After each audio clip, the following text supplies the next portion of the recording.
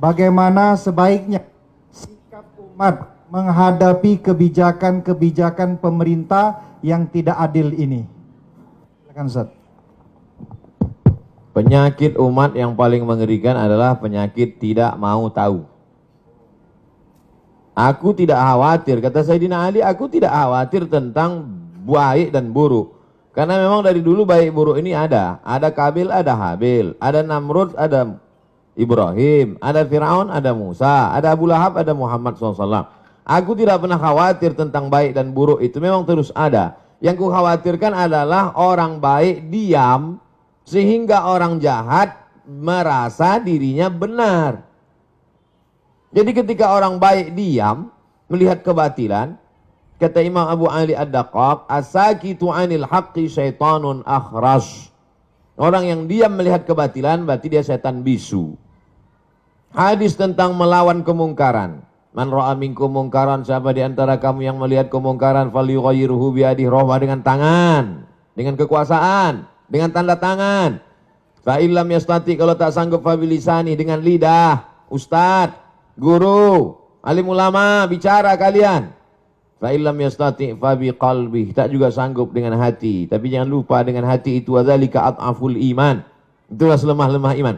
Saya tidak dengan tangan karena saya tak punya kuasa. Tanda tangan saya tak laku. Dulu masih berlaku di KRS, sekarang tak jadi dosen pun tak laku lagi. Hanya untuk tanda tangan meresmikan masjid aja. Tapi kalian yang punya tanda tangan, kalian akan dituntut di hadapan Allah Subhanahu wa taala. Ingat wahai pemimpin bangsa, jabatan kalian tak lama tapi hisabnya super lama. Jabatan kalian sekejap tapi hisabnya amat sangat lama di hadapan Allah. Yauma yaqumul hisab. Pada hari itu ditegakkannya hisab. Kalau dihitung-hitung usiamu sejak akil balik 10 tahun sampai mati 63 tahun. Kalau sampai tak sampai 53, potong 10, potong 13, tinggal 40 tahun. 40 tahun itu berapa kali kau menandatangani surat izin membuka perusahaan asing, dari mulai nikel, batu bara, tanah, penebangan hutan, penggarapan. Dituntut kau ke pengadilan, kau menang juga karena duit kau banyak, bisa kau sogok pengacara, per detik bisa kau bayar. Tapi di akhirat, al-yawma nakhtimu ala afwahim, mulutmu terkunci, wa tukallimuna aydihim, tanganmu akan bicara. Inilah tangan yang dulu menandatangani persetujuan.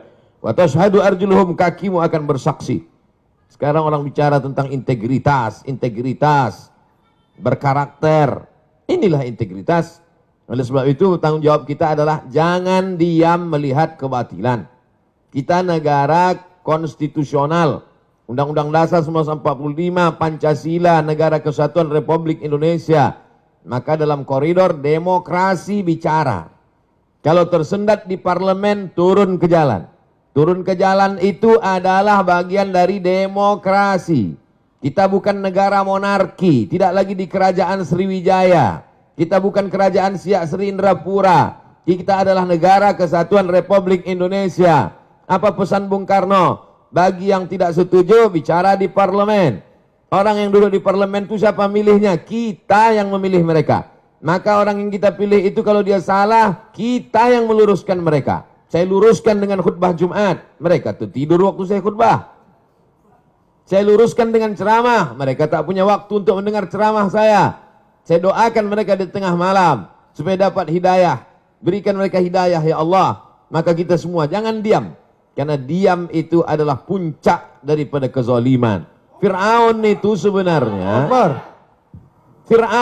sebenarnya tidak berapa zalim. Tapi karena orang diam, dia menjadi-jadi. Sembelih semua anak-anak mereka. Dia sembelih lah. Itu menjadi jadi dia. Inna fir'auna wa hamana. 6 kali disebut nama Haman. Haman itu bukan orang bodoh. Haman itu kalau hidup sekarang Profesor Dr. Haman. Cerdas dia, tapi kecerdasannya dipakai untuk menjunjung kekuasaan yang zalim.